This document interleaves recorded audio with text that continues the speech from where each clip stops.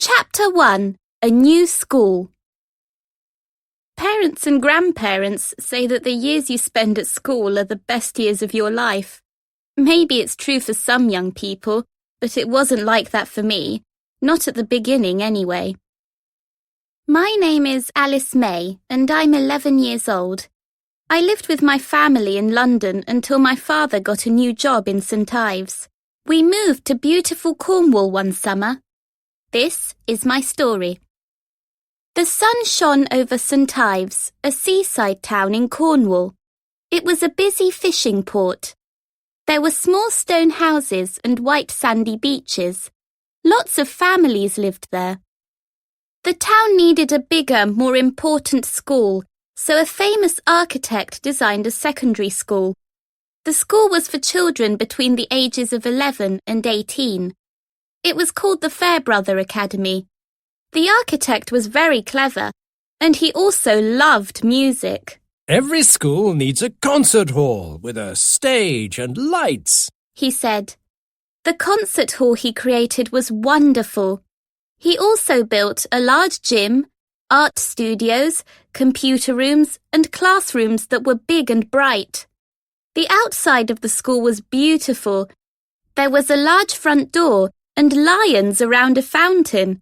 There were gardens and playgrounds, and birds sang in the trees. Some of the children who came to the Fairbrother Academy didn't want to learn. They were not interested in French or Latin, maths or history. They pushed their classmates in the playground and called them bad names. These children were good when they were at home with their parents, but terrible when they came to school. I can hardly sleep before the first day at my new school, the Fairbrother Academy. I am excited and nervous all at the same time. In the morning, when I walk into my classroom, I see a group of girls. They are talking together. They stop speaking when I come in. "Hello," I say. "I'm Alice." The girls don't smile. Their eyes are cold. One of the girls, called Iris Fudge, who has an angry face, comes close. She looks at my long dark hair and blue eyes. Then she makes a scary face and runs back to her best friend Roxy Miller and the group of girls. "Don't go near her. She bites," Iris says. They won't talk to me because I have braces on my teeth. They call me Shark Face. I don't look very happy when I arrive home from school. My parents see my sad face. "How was school?" they ask. "Fine," I say. They ask me about friends, and I tell them about the girls in my class and the fun things we do together. It isn't true. I can't tell them what school is really like. If Dad speaks to the teachers, everything will become worse. Every day there is trouble in our classroom. The bullies don't like children who are clever and do well at school, or children who wear glasses. They want kids in their group who are not very nice to teachers. They like children who don't do their homework. They think only bad children are cool. It isn't only the group of girls who are bullies. There is a boy gang too. Their leader is Dexter Crane. He's very tall. Dexter pushes his classmates when they're in the playground. His friends, Ajax McCoy and Blaze Fenton, watch and laugh. They stand behind him. At home in our house, a little bird sings in the tree near my bedroom window. She sees me crying, and I tell her what school is like. The little bird shakes her head. She doesn't like it at all.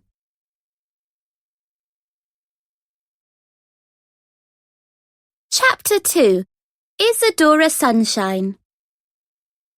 The little bird flies across the fields to an old house near the sea. The windows of the house are open, and the little bird flies in and rests on a bookcase.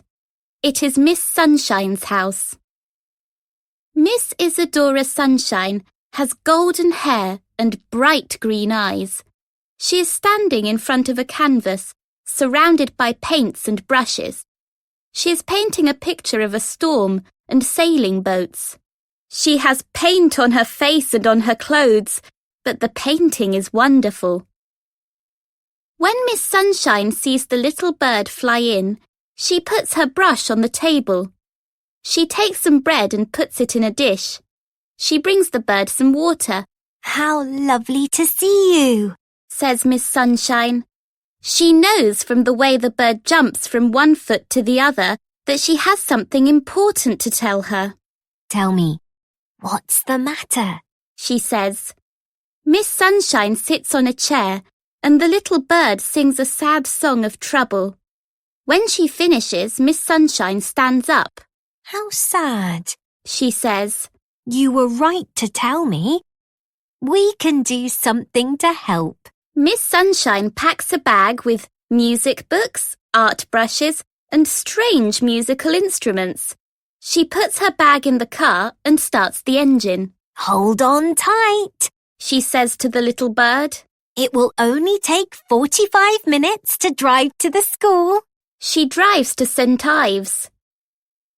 Before I continue with the story, I must tell you about the head teacher at the Fairbrother Academy. How can I describe him? He is not a handsome man. His face is a bit like your reflection when you look in a kettle, sort of squashed. He is thin and has long legs. His name is James Weak, and his name describes his character. He is weak by name and weak by nature. Some people say he is a good head teacher. Others say he doesn't answer his emails. He is busy in his office every day, playing Scrabble on his computer. On this particular day, his secretary, Miss Baxter, knocks on the door.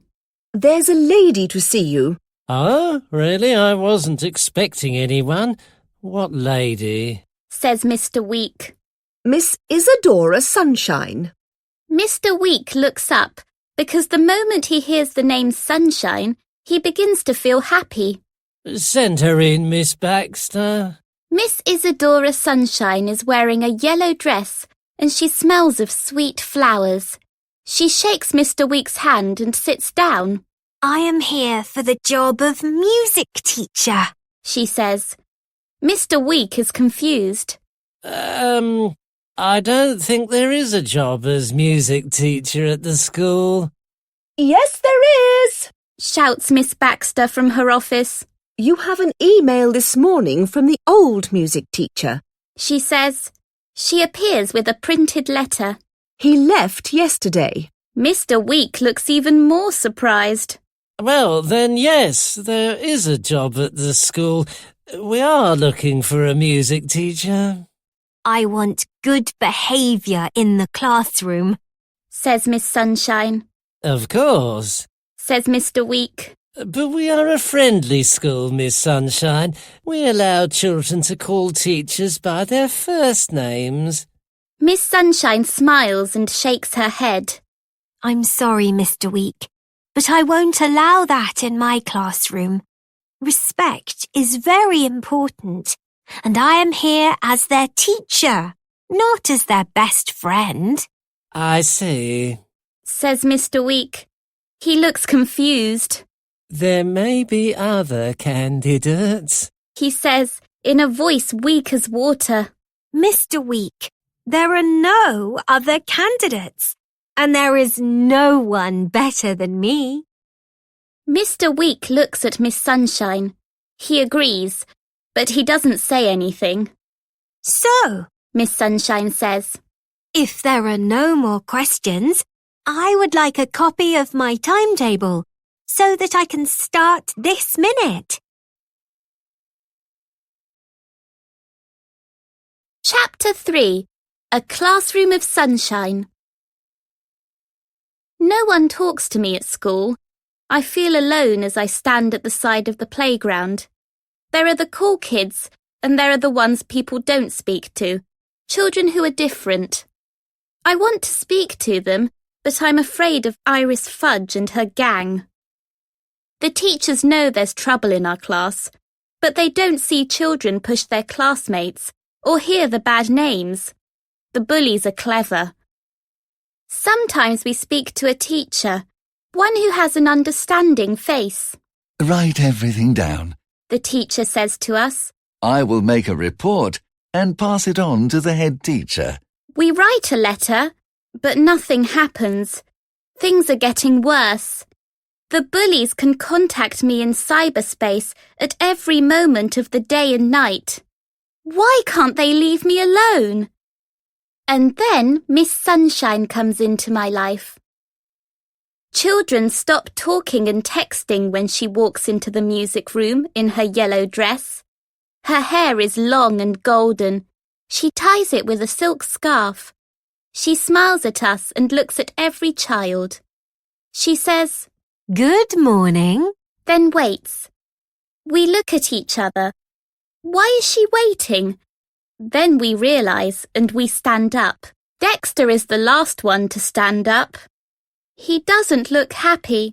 No phones during my lesson. Miss Sunshine has a box and envelopes with our names on.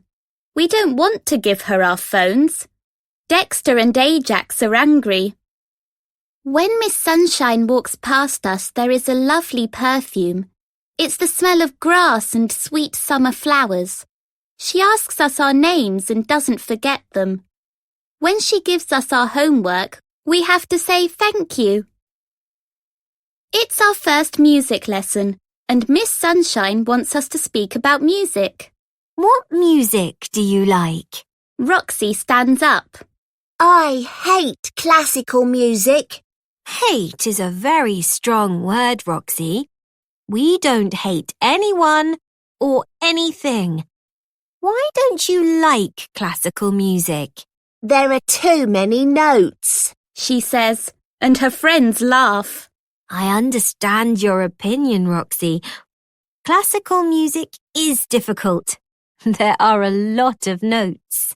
I play jazz with my piano teacher, Roxy says. I can feel surprise in the classroom, and I see Miss Sunshine smiling. Good, she says. What about rap music? Ajax McCoy says. Now rap music is clever. Why is it clever, Ajax? Miss Sunshine asks. Rap artist songs are like poetry. Each rap song has a message. I like musical theatre, says Blaze. I saw the musical Cats once, says Ajax. Any other important musicians? Asks Miss Sunshine. Someone says the Beatles. The class says, No! You're right, says Miss Sunshine. The Beatles were important for all the music that came after them. What about Ed Sheeran? Says Naomi with a stutter. She never speaks. Excellent, Naomi. Ed Sheeran was really good at music when he was a small child. Like Mozart. He started singing in his local church at the age of 4. Everyone is good in that first lesson. It's the second lesson when it all begins to go wrong. Chapter 4. Imagine. Miss Sunshine's eyes are cold as she stands in the door of the classroom. A paper aeroplane flies through the air and lands at her feet. Dexter pulls a small boy's arm behind his back. 2 other boys are fighting. Girls are shouting. There's so much noise. Miss Sunshine walks to the teacher's desk, but the noise doesn't stop. She takes a whistle from her bag and blows it. The sound makes the whole class stop and look at their teacher. Good morning, Miss Sunshine says. She waits for the class to stand. Some of the boys sit in their chairs. They are writing texts on their phones or listening to music. Blaze is humming. I see, says Miss Sunshine. She speaks only to the children who are standing. Can you bring your chairs round the piano? I take my chair and sit next to Emma. She's a sweet girl who works hard. She's clever and they laugh at her because she wears glasses. I don't know what Miss Sunshine will do about the other children. She takes some paper from her bag and gives a sheet of paper to Dexter, Ajax, Blaze, Roxy and Iris. I would like you to write me a few paragraphs on the music I like, she says. She walks away. They don't say anything. She looks at us and says, Take a deep breath. Someone laughs, but Miss Sunshine closes her eyes for a moment. Stand up. We all stand. Shoulders down. Stand tall. Straight backs. We sing some scales. Our music lessons are a lot of fun. Our old teacher didn't let us sing in music lessons. There are some things in this world that are amazing. I love singing to a real piano. Miss Sunshine plays really well, and then she gives us the music to Imagine by John Lennon. We don't look at the words. We know them. We put the music down and sing from memory. Miss Sunshine asks if anyone would like to sing a solo. The girls whisper, Emma. Shy little Emma, who is clever and wears glasses, has a wonderful voice. And it's strange, because now Dexter, Ajax, Blaze, Roxy and Iris are alone. They are miserable, and we are smiling and having fun. At the end of the lesson, Miss Sunshine collects the sheets of blank paper. She tells them to stay behind. I want to speak to each of you, she says. But we'll miss the school bus home, says Iris. My mum will be angry. The driver will return and take you home later. I'll phone your parents and explain everything. Roxy gives Iris a killer look, and they become even more miserable. For the first time, I run laughing out of school with Emma. We are smiling and singing Imagine. Chapter 5.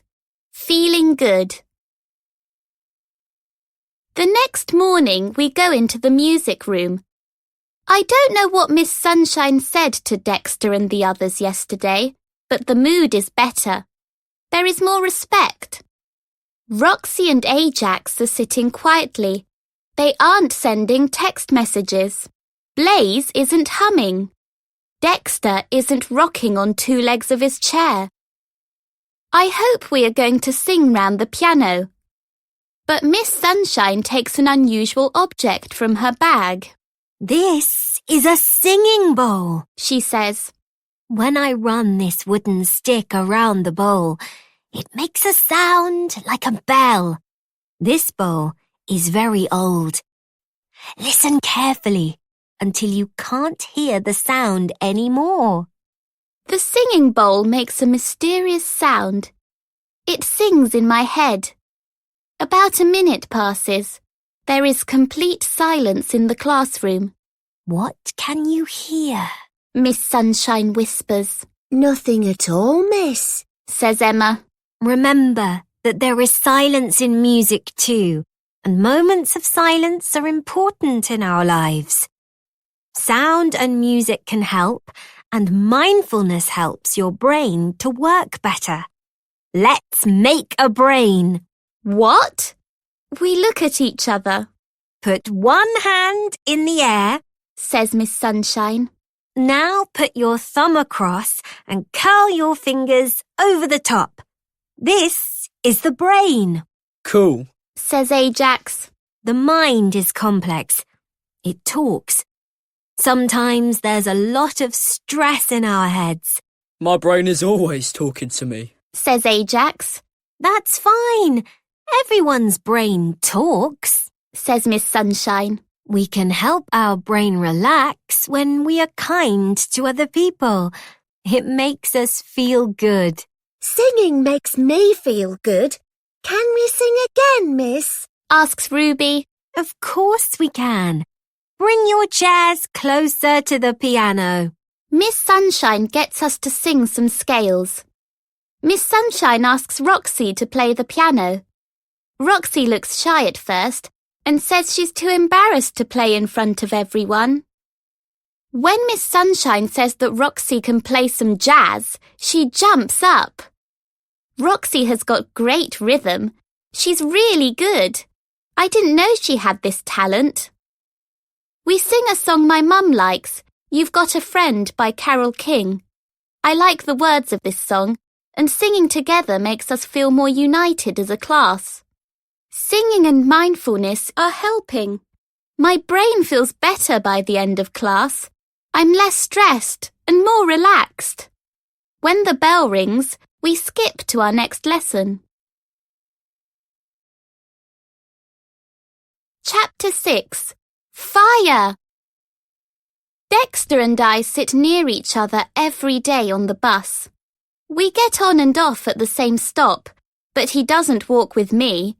He walks far behind me. He kicks stones along the road.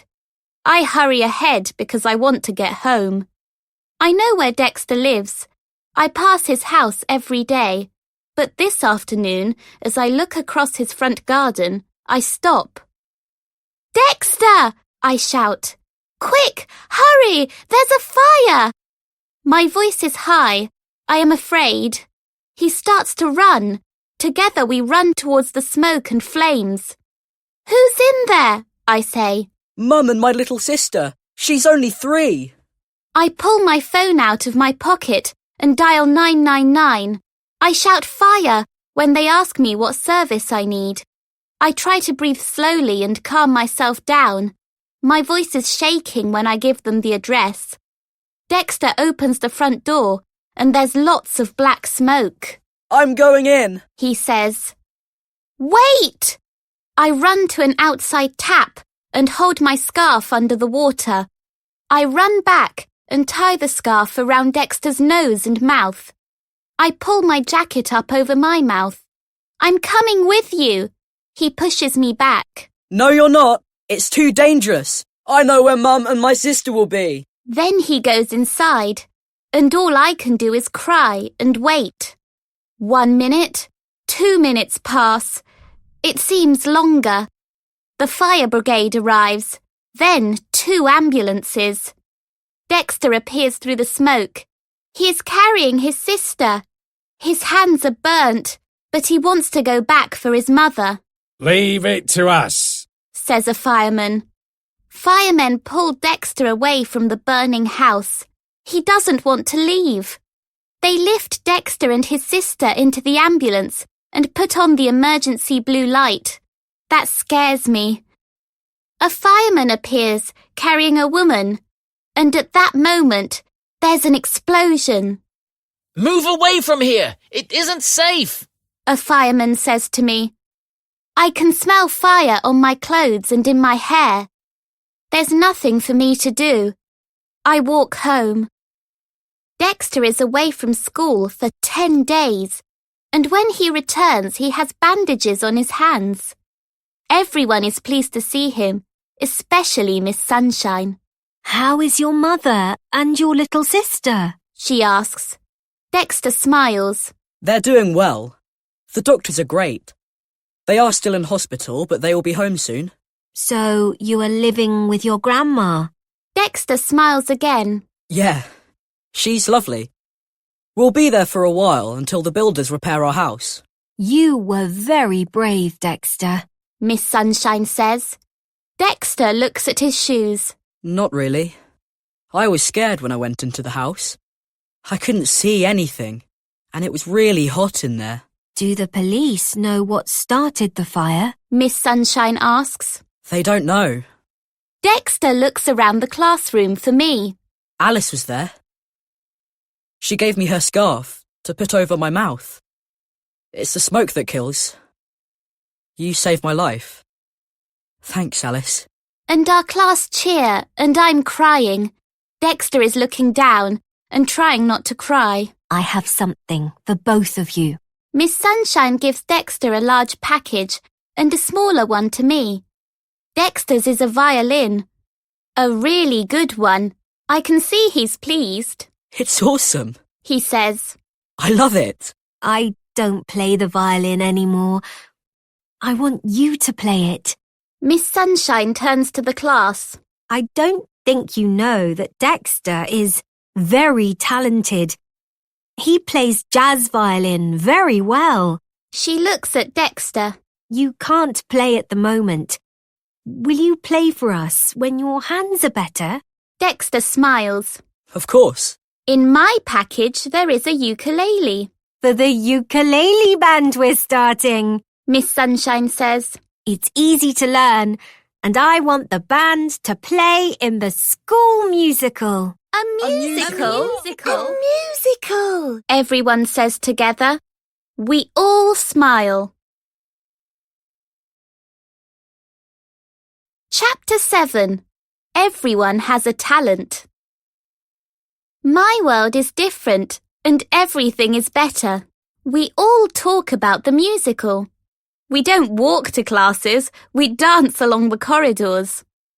Ajax, who's good with words, is writing the story and we practice the songs every day.